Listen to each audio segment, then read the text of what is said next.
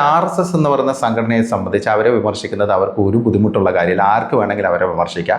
വിമർശനങ്ങളെ അതിജീവിച്ച് ഓരോ തവണയും വിമർശനങ്ങൾ വരുമ്പോൾ അതിനെ മറികടന്ന് കൂടുതൽ ശക്തിയോടെ മുന്നോട്ട് വരുന്ന ഒരു സംഘടനയാണ് RSS. RSSൻ്റെ ചരിത്രം നമ്മൾ നോക്കുകയാണെങ്കിൽ തന്നെ അതാണ് 100 വർഷം കഴിഞ്ഞ അവരുടെ പ്രവർത്തനം ഭാരതത്തിൽ.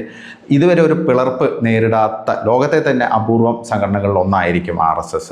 RSS ഇന്ന് ഇന്ത്യയിൽ എത്രത്തോളം വലിയ സ്വാധീനമാണ് ചെലുത്തുന്നത്? സമസ്ത മേഖലയിൽ, സാമൂഹ്യ മേഖലയിലാണെങ്കിലും രാഷ്ട്രീയ രംഗത്താണെങ്കിലും, അതുകൂടാതെ ഏത് മേഖല എടുത്തു നോക്കുകയാണെങ്കിൽ ആത്മീയ മേഖലയിലാണെങ്കിലും രംഗത്താണെങ്കിലും അതെല്ലാം RSSൻ്റെ ഒരു ഇംപ്രിൻറ്റ് നമുക്ക് കാണാൻ സാധിക്കും എന്നുള്ളതാണ്. കാരണം ഇന്ന് ഇന്ത്യയിലെ പ്രധാനമന്ത്രി ആരാണ്, ഇന്ത്യയുടെ വൈസ് പ്രസിഡന്റ് ആരാണ്, ഇന്ത്യയുടെ പ്രസിഡന്റ് ആരാണ്, 17 മുഖ്യമന്ത്രിമാരുടെ രാഷ്ട്രീയ പശ്ചാത്തലം എന്താണ്, എല്ലാ ഗവർണർമാരുടെയും ഒട്ടുമിക്ക ഗവർണർമാരുടെയും രാഷ്ട്രീയ പശ്ചാത്തലം എന്താണ്, കേരള ഗവർണർ ഉൾപ്പെടെ, അതുകൂടാതെ MLA മാർ, MP മാർ, കേന്ദ്രമന്ത്രിമാർ, സംസ്ഥാന മന്ത്രിമാർ, ഇങ്ങനെ നോക്കുകയാണെങ്കിൽ ഒരു വലിയ ലിസ്റ്റ് തന്നെയുണ്ട്. RSSൻ്റെ ആ ഒരു ശാഖകളിലൂടെ വളർന്നവരും RSS മുന്നോട്ട് വെച്ച ആശയധാരയെ പിൻപറ്റി അല്ലെങ്കിൽ അതിൽ നിന്ന് ഊർജം പകർന്ന് മുന്നോട്ട് വന്നവരൊക്കെയാണ് ഇന്ന് ഇന്ത്യയെ വാർത്തെടുത്തുകൊണ്ടിരിക്കുന്നത്.